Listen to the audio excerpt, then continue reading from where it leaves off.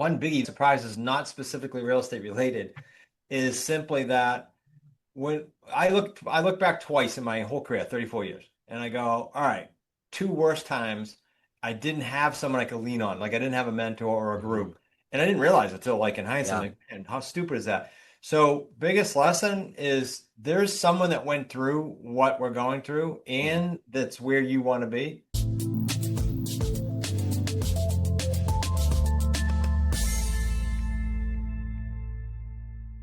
Welcome back to Commercial Real Estate Unfiltered, where we talk about all kinds of issues from financing to leasing to sales. But today's guest, I'm really excited to have. We've got Chris Prefontaine. He's the chairman and founder of Smart Real Estate Coach. He's a four-time Amazon best-selling author, Forbes Business Council member, and three-time Incorporated 5,000 honoree. With 30 years of hands-on real estate experience, Chris has led his team and students in completing hundreds of real estate deals across North America through the market crashes, economic downturns, uncertainty, and even personal adversity. Chris is also the host of the Smart Real Estate Coach podcast, which is ranked in the top 0.5% globally, where he shares practical advice and market-tested insights. Chris, welcome. Hey, thanks for having me, Caleb. We'll have some fun today, I hope. Absolutely. Let's do that. We're going to jump right in and we're going to talk about. I love that we're going to cover some of the history of hard markets because, in my experience, the last 2.5, 3 years has been pretty tough. I don't know what you've seen, but has that been your experience as well?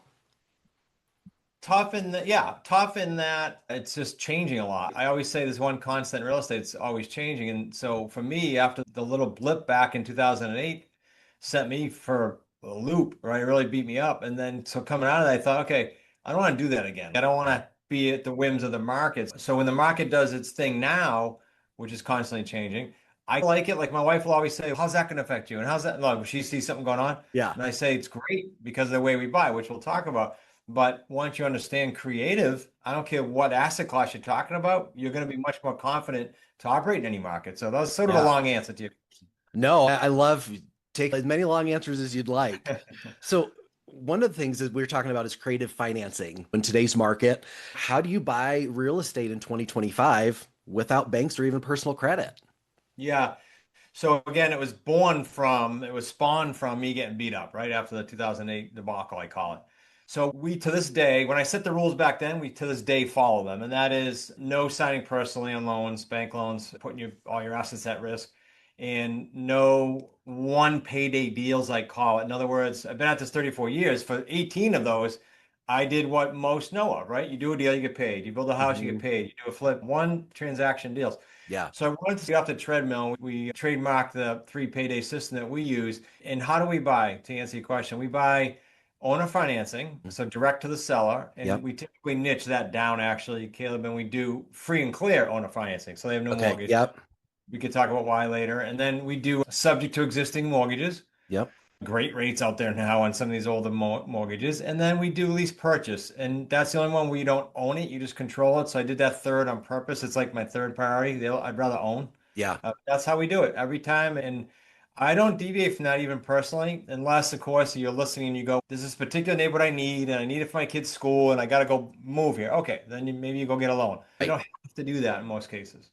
Awesome. So what are some of those, how do you execute some of those strategies and how do you source some of those deals?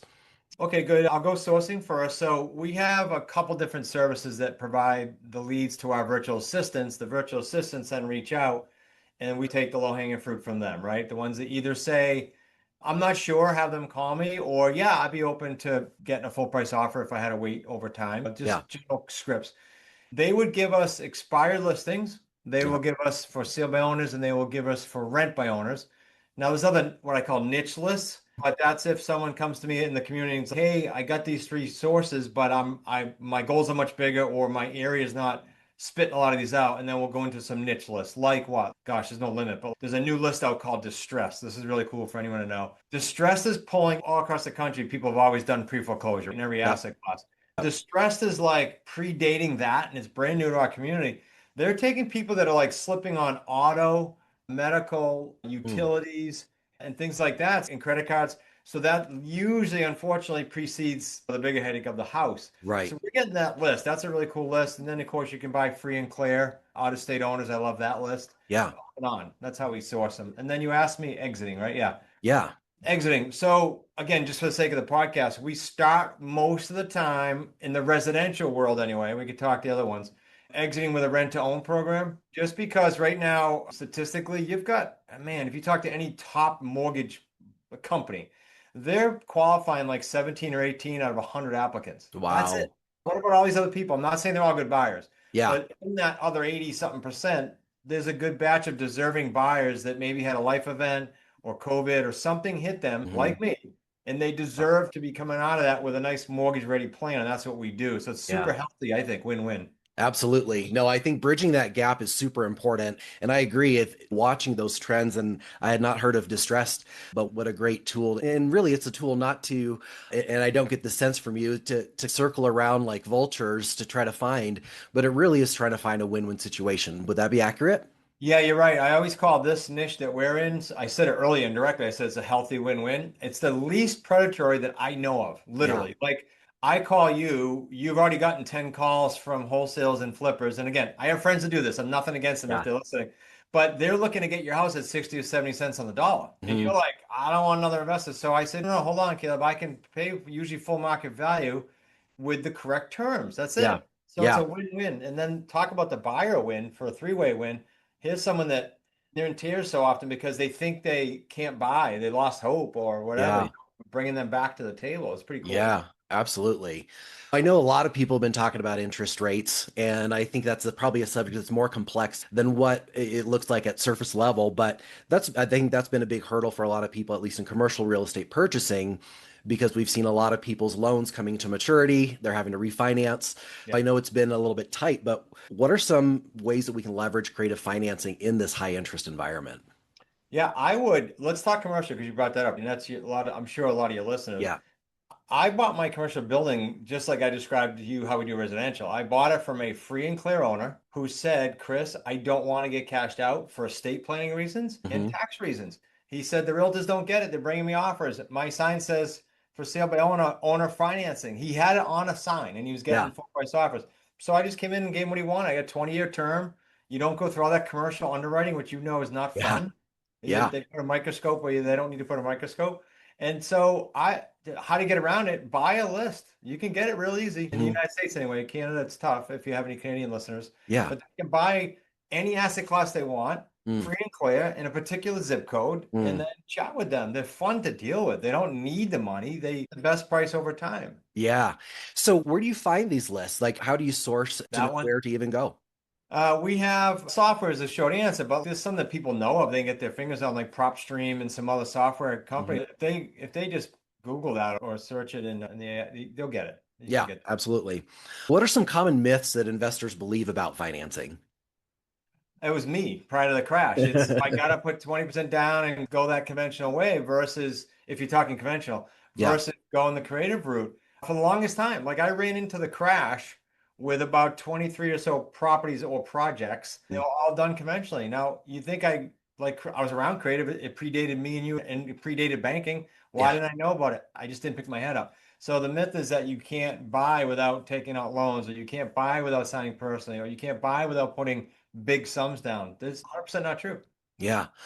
Is that, and I'm sure that's something you cover on your podcast, and I encourage my listeners to go take a listen to that because I'm definitely hearing some things that I personally have not heard before. And I think this is in an environment where we need to learn how to be as creative as possible. And I think you've talked about the different market cycles. How do you thrive through market cycles? What are some lessons that you learned maybe through 9/11, COVID, the 2008 crash?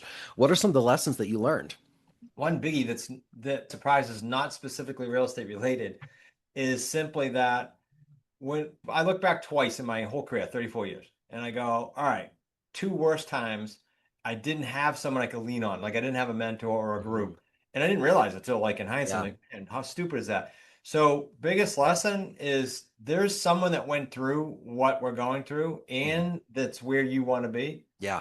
Seek them out. The internet's not difficult to find these days. Yeah. That's the biggest thing because I had my head in the sand for 4 years, Mhm. February of 8 to February of 12, thinking, oh, I messed up. I can't do this. And so someone said, Chris, you didn't take down the national market. Go get your head out of the sand and Yeah. get to work. It literally messed me up for 4 years. all I did is I started reaching out to people in the biz that I knew that I should have reached out earlier. And one of them literally laughed at me. He's like, Chris, what you went through is nothing. Here's what I went through. Boom. Here's how you get out of it. Here's who you call. So just reach out and get help. There's no reason to swim alone. Not these days. It's too easy to find people. Yeah, no, I would agree with that. So, how do you I actually want to talk about today's shifts? What are some of the shifts that you are seeing in the market right now, and what are some things that we can do to adjust accordingly? Two things popped in my head, but not even related. One is, of course, AI. We are pulling comparables for any asset class now, and coming up with an offer, a simple offer by email to sell is like within minutes, Yeah, minutes. yeah, So that's one. I'm not going to go into the whole AI thing because that's not my specialty. However, I would tell you to get around it and get around someone who knows it because our community is all over that. In fact, our event coming up here soon, this will probably air before I mean, after the event, but the event we're coming up with soon, we have a whole section of it in there because it's just changing so fast. yeah, yeah, I'm going to date myself here, but I remember when I was in the realtor days in the 90s, I get the folder and I get the map and yeah, go out. It's just crazy how much has changed, even in a decade. yeah. Uh, so that's changed a lot. The second thing is, as far as changes, the media usually is incorrect, right? As sadly. Yeah. So what you got now is you got for the last since COVID, you got people screaming market crash. It's Mhm. just crazy. It's not, it's just changing. It's constantly changing. Yeah. I would just caution all the listeners, I don't care what asset class, if it's just commercial, if it's mixed use, if it's residential, run in your own lane with, again, back to my other comments, someone who's ran that lane, not Mhm. listening to the media. Because look, the world's not full of people that get up every day, no matter how hard it is, no matter how long it takes to accomplish all their goals. It's just not. In and around positive people, it's the Yeah. complete opposite. So if the media's screaming, it's not a good time to buy, find a way to buy and find a way to Yeah. buy, in my opinion, biasly creative. Right. Yeah. Yeah, and you alluded to this a little bit earlier, but in talking about that 4 years that you were just down and out, obviously it was professionally, but personally, what were some things that kind of helped you get out of that? Yeah, it was professional and personal for sure because it's a mental game, right? Yeah, So I worked on two things. I worked on getting around different people because proximity matters way more than we all think. I don't care how many times I say it, it still matters more than I think. yeah, So that's number one. Number two is just if 80% of what we get in our lives is negative, which it is, like it or not, it is, yeah, we got to bombard ourselves. It's like your brain doesn't, unlike your stomach, doesn't know when it needs it. It needs it every day. For me, it's audibles. If I'm stationary on a bike, it's a hard copy book. But yeah, that's constantly getting around that stuff, and then people yeah, that'll change because that's what helped me a lot. All kinds of things within those two categories too. absolutely. No, I agree with that. How have you learned to pivot when deals slow down and capital starts driving up? So the latter one for us is not a huge deal because our deals tend to not need a lot Right. of capital the way we structure them. Yeah, However, when deals start drying up, I tend to fish in different ponds, I think is the best answer. yeah, Meaning, during COVID, for a short time, as everybody knows, properties were selling like hotcakes in some classes, other classes dead. Okay, so you just swim in different ponds. So if let me give you a simple residential example. Let's say that the market's hot and all the expired listings, they're far and few between. In the for sale by owners, I don't care if it's a building or a house, they're selling like hotcakes. Okay, yeah, so then you might go to your niche list. I want to deal with off-market stuff. That's yeah, most of what we deal with. yeah, So I go to a niche list. Out-of-state owners, absentee owners, free and clear, no equity buildings like you said that are maturing at an astronomical rate of people not being able to afford them. Those hmm, are great people to talk to right now. yeah. That's how I'd pivot. That's great. That's awesome. What are some of the biggest mistakes that investors make in these down markets? Actually, I'll be broad and say almost every market if I can. Sure. I can think of two or three things, no particular priority order. One, mismanage expectations. If you're an investor and you are like latching on to someone for help, let's say you might be newer or midway, then the mismanaged expectations is because you and I are every single day bombarded on social media. Yeah. Way worse than 10 years ago or 12 years ago when I started the Agreed. company. Way worse. So what is that? How does that affect you? Then too many people I see come in our community and they say because of what they've seen online and whatnot, oh, I got to do a deal like tomorrow, or I got to do, or I they feel like a failure. Mm, Big mistake. Like it's not necessarily the second mistake, I think, depending on what asset class you're in, is getting on that treadmill. So you just create another job, depending on how you exit. But that's why I'm big on not being transactional. That's just yeah. it's a job. Yeah. And then the third ties back to everything we said earlier about mentors. Don't do it alone. It's just too many. I've had this 34 years, Caleb, and I'll get a deal this week and I'll get one next week and the week after where a community member brings me a deal and I go, oh, cool. I haven't seen that. There's just too many different things. And if that's the case, then don't do it alone, whether it's a support group or a mentor or whatever, both. Yeah. I want to take that to kind of shift a little bit the conversation because that's something that you do. You are a coach. So, how do you train the next generation of real estate entrepreneurs and the younger generation? I'll say it this way, and then you can peel back if you want to anything. I Because of what I said earlier with everybody marketing, right? In every niche, they're marketing usually a product or an Yeah. event. Okay. So what do we do different on purpose? Because I was frustrated with that. And that is for those 4 years I was floundering. We do deals with people. So I Hmm. don't care what asset class you're in. If you're in our community, we're doing the deal with you. We're revenue sharing together, Yeah. and we're in that thing until it closes. I had a gentleman that sadly lost his wife. Quick example, Christmas Day, like several years ago. Wow. So he kind of went a different direction. Rightfully created a new family, blended family, and left. And the reason I'm telling the story is we're tied to his deals till they close. And we closed out his last deal last February. He's been gone for several years. And when that deal was going to the closing table at the end, what we call our payday three, the final closing close, he called myself or my son or someone on our team almost daily. That's important. Like you can go learn and then it looks nice and fluffy and flowery, but then you go out in the real world and oh, I didn't know that happened. So Yeah. that's important. So that's how we change the way people learn. We mentor that, but we do deals with them in the trenches. That's awesome. So, do you do the coaching all across the United States and in North America? It sounds. Yeah, we're not huge in Canada, but we've had people drift in from Canada, a teeny bit in Europe. It's primarily US, Yeah. and that's just organically. We don't target areas. Yeah. And yeah, you mentioned in your question, sort of the younger generation.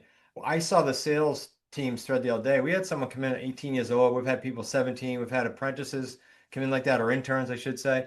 And the interns come in and they work on us for a while and they go out and they crush it. So it's great to see that because Yeah. they're creating something that, as long as I've been in it, if I knew what I knew now back then, and I had Yeah. someone saying, "Here's how you do, here's how you pivot in any market," man, oh man, there's no Yeah. limit. Yeah. So you mentioned a couple different roles that you have within the coaching program.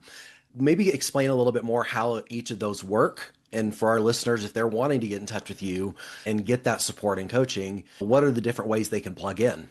Yeah, so before I forget, let me answer that. So I'll give your tribe a quick link, okay, for a free book. It's actually, we'll send you a couple of our bestsellers, and it's free. You don't put in shipping money. We're going to send it for no charge. Just put an address.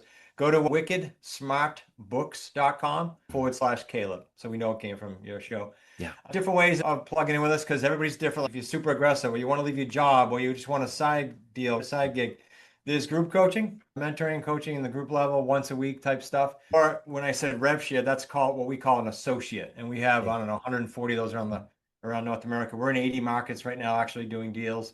And those vary, but they're all one-on-one high-level support. So there's no limit. One of our values in our company is effort for effort. So if you're running, we're running with you. I always say you're not going to wait for us, but we're not going to push either. I'm Yeah. not a big proponent of pushing a wet noodle across the table. Like I want to run together. Yeah.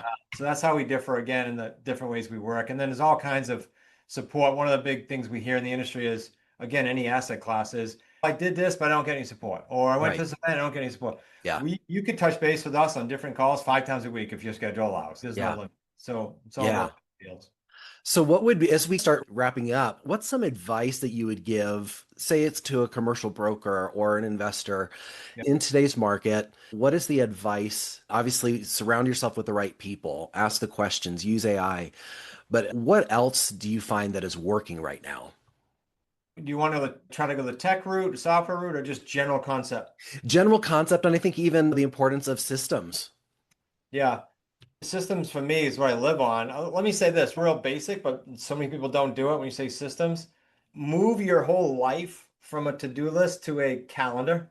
You Mhm. can do that with any technology you want, but I know that sounds basic. But when Mhm. it's on your calendar, it gets done. When it's on a to-do list, it gets pushed forward. That's just Yeah. a little bit of a hack. I hate to sound like redundant here, but in the commercial world too, there, unless you're totally satisfied with where you are right now and you're listening, there's someone who's at whatever your next is. And Mhm. if your next is to acquire X amount of units or X amount of buildings, there's someone that did that. So I always say to people, look, find the niche. If it's commercial for you, okay, you're in it. Two, Yeah. find someone in that niche that's where you want to be that you also can connect with morally and ethically, in my opinion. Yes. There's a Yes. lot of people that burn relationships, and that's not my mentor. It's Fair. like, why would I follow that? Yeah. And then third is put the blinders on, especially if it's commercial, for 3 to 7 years, and then worry about or think about or focus on other niches because there's just too many shiny objects in real Yeah, estate, even within absolutely. each like commercial residential. Yes.